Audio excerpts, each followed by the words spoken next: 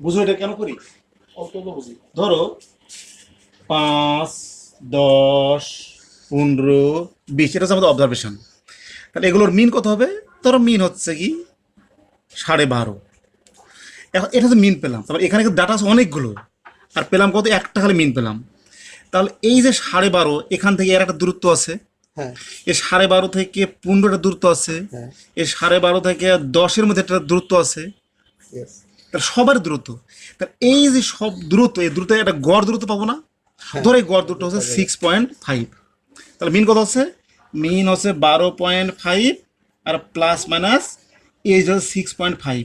অর্থাৎ এই ডাটা সেটের মিন গড় হচ্ছে 12, এবং 12 থেকে অন্যান্য অবজারভেশনের গড় দূরত্ব হচ্ছে 6.5। তার মানে 12 থেকে 6 থেকে বেশি হতে পারে, 6 থেকে কম হতে পারে। সুতরাং এই দুইটা যদি আমি উল্লেখ করি, তাহলে আমি ডাটার প্যাটার্নটা জেনে যাবো।